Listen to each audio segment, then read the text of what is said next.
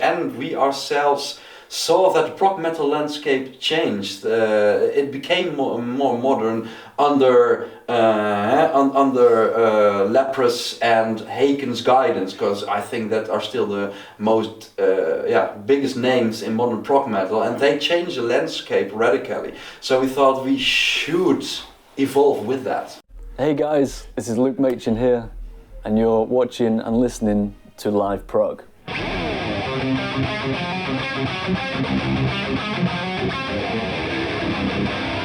So it finally happened. I'm sitting down with, well, at least 2 members of Armed Cloud. I'm really happy to meet you guys finally. For those of you who are watching who are not familiar with Armed Cloud, with you guys, maybe you could introduce yourselves. All right. Shortly. I'm Daan Dekker and I'm the lead vocalist of Armed Cloud. And I'm Bart Cornelissen, I'm the newest member. I'm the new guitar player. I can remember going to the release show of Nimbus, and I went there because, like, okay, Armed Cloud, I'm not familiar with them, I heard about them, it's close by, the entry fee is quite cheap, so you know what, let's go. And I went, and I was absolutely blown away. It was like, wow, this is amazing. Oh, so, thanks. you got a new fan here, and I'm a little bit curious. I love the Nimbus album. I did a review of it. You've seen that. But when I look at the older albums, because Nimbus was the 4th album, your debut album is about to celebrate its 10-year anniversary. Yes. Yeah. So Yes. Obsidian Desert. It's an interesting Yes. title. How did you come up with the title? Obsidian Desert was the title thought of by our bassist Boris, Suvee, and he thought about obsidian is in mythology it's a seer stone, and desert is where you get lost, and we were all very young men back in the days, and it's actually about finding your way and getting any help you can, like through a seeing stone, which is obsidian. Interesting to hear that. It's always nice where these things come from. I always like to hear that, because you know that when you listen to the music you don't always think about that, but it's nice to have a little bit of background on it. But of course the band didn't start with that debut album. It started before. When and how did Armed Cloud start? Well, it started with Boris, so our bassist, who I mentioned earlier, and then Wouter van der Veen, the guitarist, and he's the older brother of our keyboardist Remco van der Veen. And they started a band, and they were looking for members, and they thought like, oh right, band member, keyboards, I have a little brother who plays the keys. And then they found our first drummer, Kevin Brands, who was also a very good backing vocalist. He had from himself an almost Eddie Vedder-like voice, but without the raw power. And then they found me through an advertisement online, and we rehearsed 2-3 times, and the feeling was mutual, like, yeah, let's do this. And that was like the Indian summer of 2011, so we weren't even Armed Cloud, we were Eclipse back then, named after Yngwie Malmsteen's album, and he was a fan. Yeah, he was a fan. Wouter was a big fan of Yngwie Malmsteen, and later it became more prog and less old school metal, so we decided we needed another name. That was early 2012, and yeah, since 2012 it is named Armed Cloud. And why that name?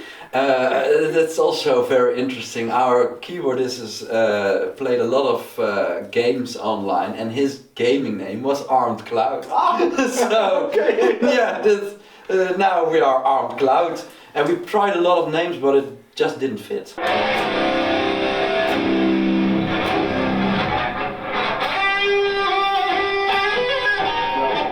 It's very cool to see these small things get together.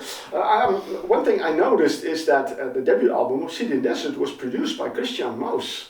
Yes, of everyone. How did you get in touch with him? Well, we played in Beverwijk, and there was a guy, and I don't even remember his name, but he had an Avalon shirt, and he said, oh, you guys definitely should go to Space Lab Studios of Christian Moshes Moos. And it was like 2014 when we were almost finished writing the debut album. So we thought, let's get in touch, and he was very pleased to be the man for the job. So it's just because of a recommendation. Wow, that's amazing. And we still don't know who the man was. No, okay. So if you're out there, yeah, because it's amazing. I mean, Everon is back after 16 years with new music. So unfortunately, Christian passed away this year. But are you guys familiar with Everon? Yeah, I am, but and that's actually because of that guy in that pub. So I listened to their music, and then I thought, all right, if he can write this, then he can produce this. And then we saw he did Haken and Delaying, and we immediately thought, this is him. No brainer. Yeah, definitely. But sadly, he passed away because it was a great man and a great musician. Yeah. The first two albums are real prog metal albums. With the third album, there was a change. It was becoming a little bit heavier, but I also had an idea that the whole sound was a little bit different from the first two albums. What kind of development did you guys have there for the direction?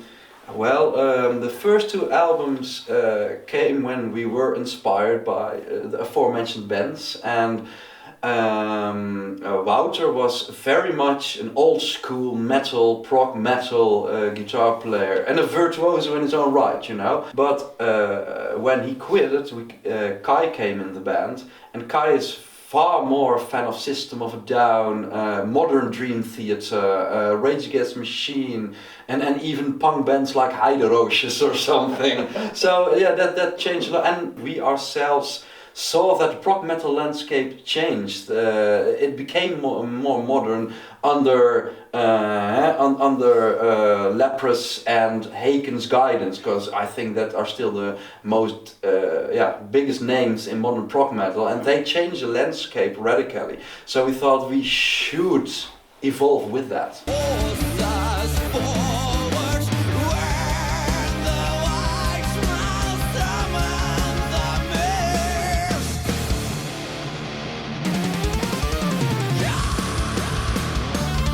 That's good to hear, that you keep an eye on how things are going and not just stick in one direction and forget everything else. I mean, it's good that you, of course, go your own path, but at the same time, it's good to keep an eye on developments and natural evolution. So, that's interesting.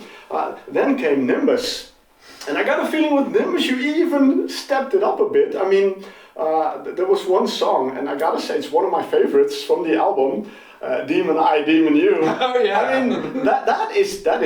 I would say that's pretty much thrash metal. Yeah. It's very close to it, so it's even a heavier direction. Yeah, Demon I and Demon You was actually written in the time that we worked on Talk, but we deemed it too heavy for Talk. It would be too much change of what we did, and with Talk we discovered that the most played songs were Under the Horizon and Heat of Darkness, which are heavier songs, and many people like The Closer, Awaiting the Sound of the Chimes, which is also a heavier song. So we thought maybe we should pick the best and most successful piece of Talk and go further on that road, and then it became Nimbus. So you keep a good eye on what is listened. That's very good. Yeah. So the writing of Nimbus, how did that go? How do you guys write music together? Back in the days, it were always Wouter and Remco, the brothers, who did it. And occasionally Rico came mostly with an epic song. And for the rest, we just wrote a lyric. I wrote a lyric or a vocal melody, but it was pretty much Wouter and Remco's show. And after that, from Talk actually, it became more a joint effort. In Talk we already did some things together in the rehearsal room, but still more from the ideas of Remco and a few ideas of Kay then as our new member. And in Nimbus, Remco and we wrote actually half of the song together in his music chamber, his music studio at home.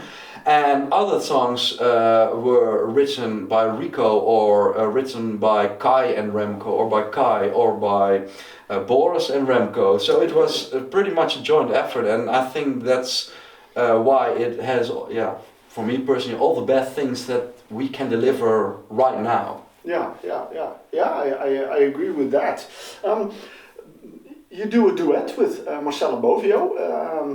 I believe that's the first time you do a duet. I'm frozen in catastrophe. Don't care about the failure of morality. Whose idea was it?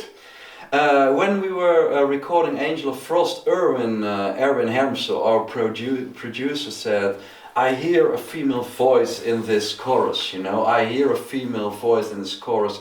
And then we thought, alright, then we should find a female vocalist. And Niels Jensen, our sound engineer, is also a sound engineer for the Aryan live shows.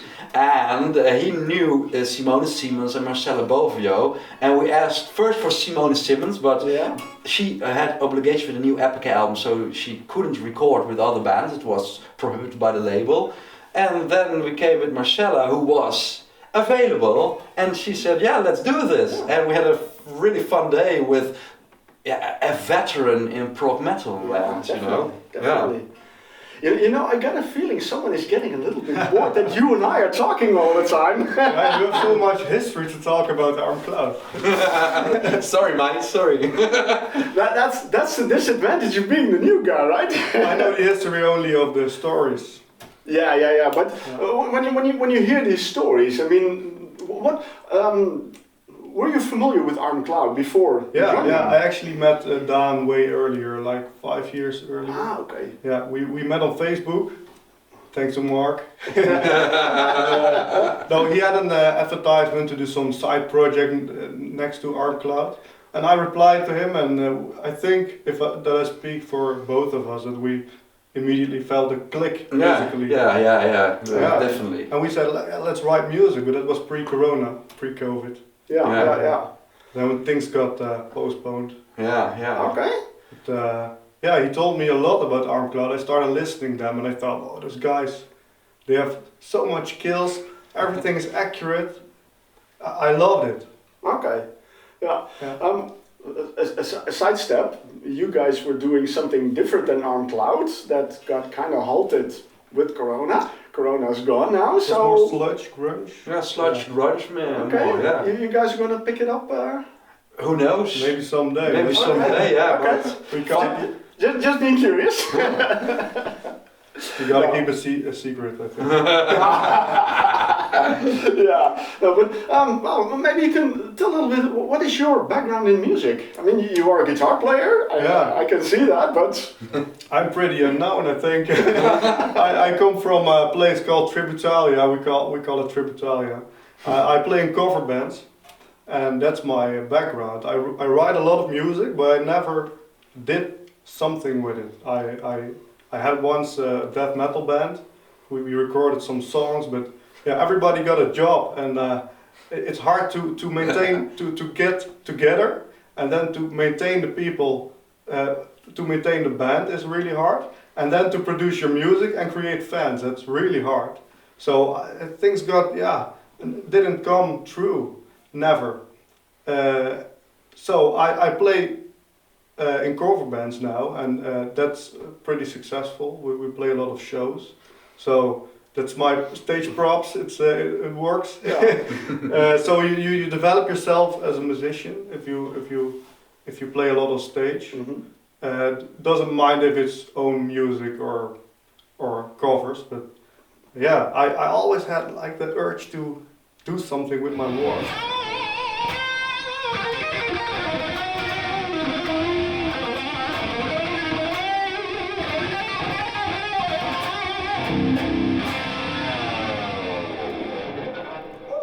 You joined an existing band who just had an album out, so it will be a while before there will be new music. So you are, of course, a little bit familiar with playing existing music. Yeah. But with the music for Arm Cloud, how do you learn the songs? How do you do that? I just listen to them, and I try to replay it every time again. Listen to that one guitar piece, both ears, one ear, the other ear. And then they even had some files for me to but there were like demo files, wasn't really like the recordings and like how it developed the song, so it were really pre-recordings. But I think I'm a good listener or something.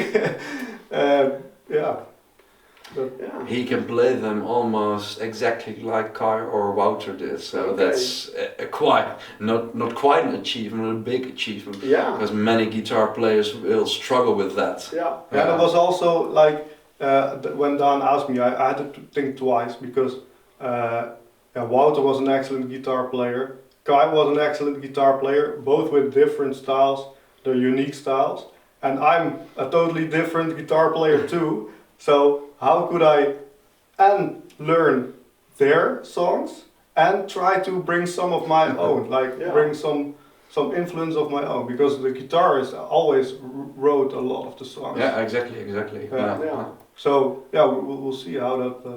It'll play out, yeah. So it's a bit of a challenge. It was a challenge, but eventually, we can play like 1.5 hours right now. So. Yeah, almost exactly. So we're good on the road again.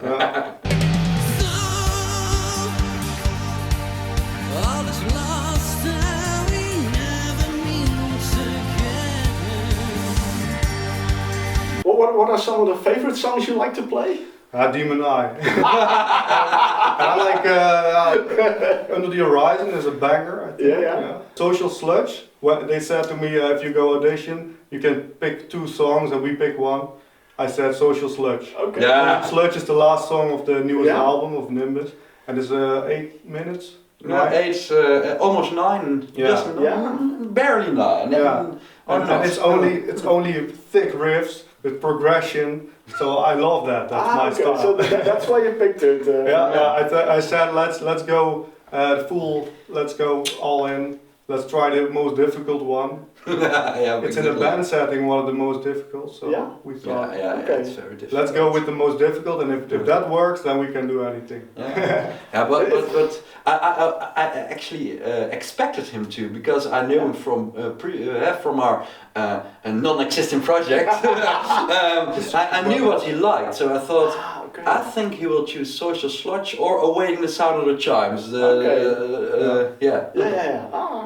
You know him well, and we jammed a lot before. Yeah, that's right. And then in jams you get to learn each other. And it's fun because the last guitar player, they were searching for like a few months, and they never found one. And then the drummer said, "Oh, I know a guy." Rico knew Kay before from another band, and he researched for months, and we had auditions of some really good guitar players, but who didn't match, and some really bad guitar players.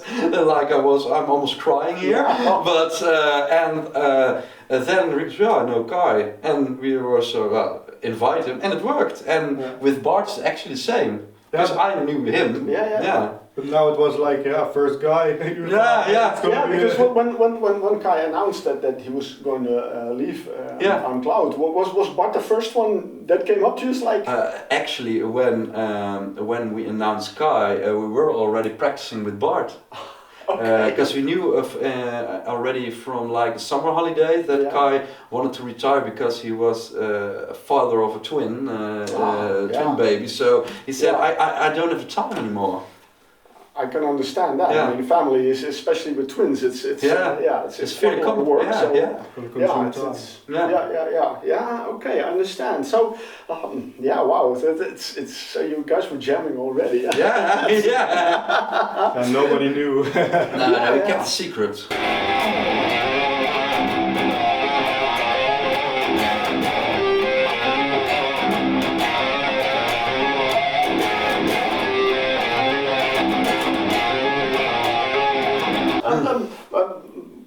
I asked about your background, but also what kind of music are you listening to? My music taste is really broad.